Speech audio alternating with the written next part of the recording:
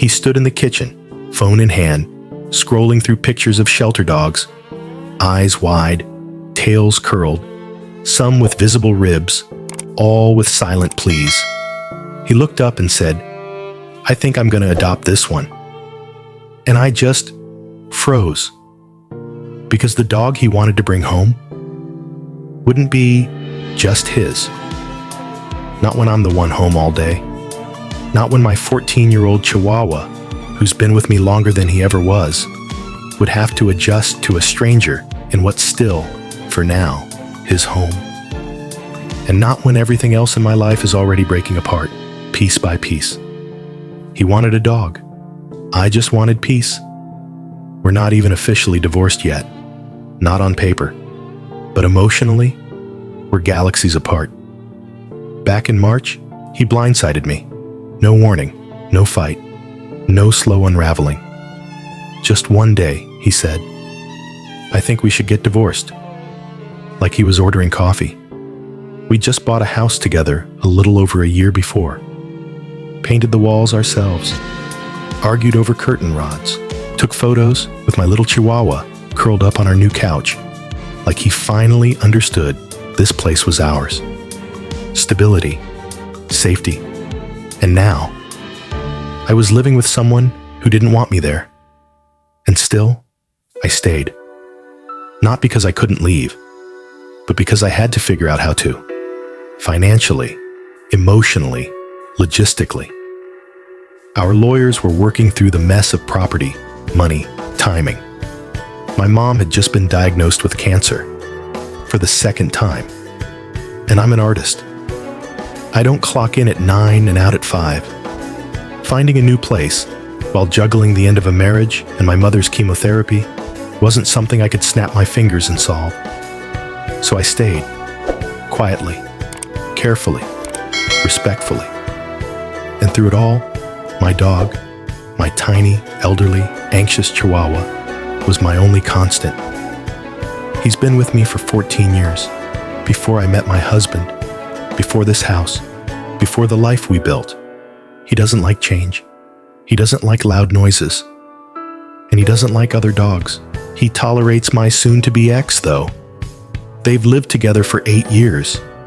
He still curls up next to him sometimes. Wags his tail when he hears him coming down the stairs. Because dogs don't understand divorce. So when my ex asked if he could adopt a dog while I was still living here, it wasn't just about the dog. It was about control. It was about convenience. It was about asking me to mother his dog while I packed up my life. I told him no. I said, "Look, I'm the one home all day. You work long hours. You know I'd end up feeding it, walking it, training it. That's not fair.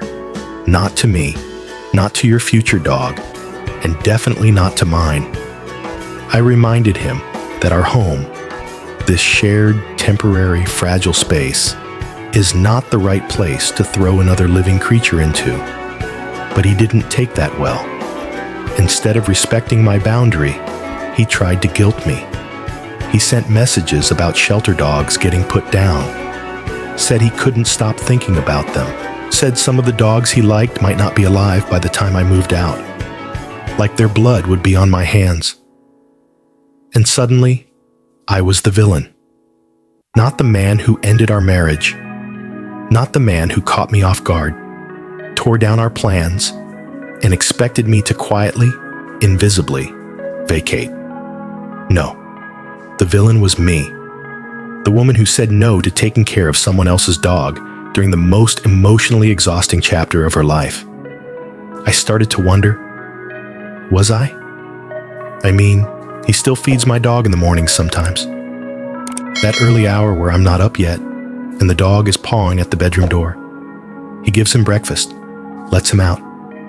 He doesn't have to do that. He just does. Maybe I was being cold. Maybe I was being selfish. But then I stopped myself. No. He didn't want the dog because he was ready to raise it. He wanted the dog because it was something new, something fresh, something that didn't remind him of the life we had. and he wanted me to carry that weight just a little longer until he could be free of it. This isn't about the dog. It's about what he doesn't want to deal with. He doesn't want to feel lonely after I'm gone. He doesn't want to sit in this house, just him and his guilt, waiting for lawyers to finalize what he started. He wants to fill the silence with pause. He wants to fill the loss with something that will love him without question. But love isn't a bandage, and a dog isn't a distraction. I told him again, gently but firmly, wait until I'm gone. Wait until I move out. Wait until the house is yours, and the days are yours, and the responsibilities are yours. Because I will not be a buffer. I will not be your silent caretaker. I will not raise a dog that you want for yourself. That's not how this works. He didn't yell. He didn't argue. But he did go quiet. Cold. And now, I feel the tension. Every time we pass in the hallway, I hear him sigh when he sees me still packing boxes, still calling apartments, still brushing fur off the couch we once chose together. He doesn't say it out loud, but he's waiting. Waiting for me to disappear so he can start fresh. And in a way, I don't blame him. But I'm not going to light myself on fire to keep him warm on the way out. So, am I the asshole? Sometimes, the most difficult boundaries to hold are the ones that sound the smallest. I don't want to take care of your dog. I need a few more weeks to find a new place. I'm not ready. Because we live in a world where self-sacrifice is often mistaken for kindness, where saying yes to something we're not okay with gets praised as cooperative, and saying no, that gets labeled as selfish. But here's the truth. You're allowed to set limits. You're allowed to protect your peace.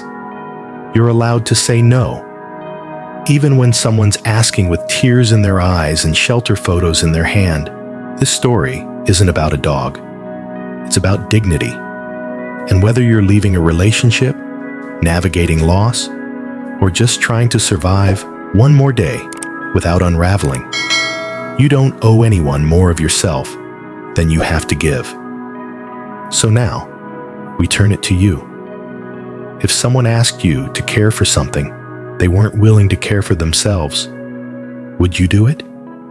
Would you carry the burden of their healing just to keep the peace? Comment below. Because sometimes, the quietest stand you take is the one that finally sets you free. This is AITA Stories. We'll see you in the next one.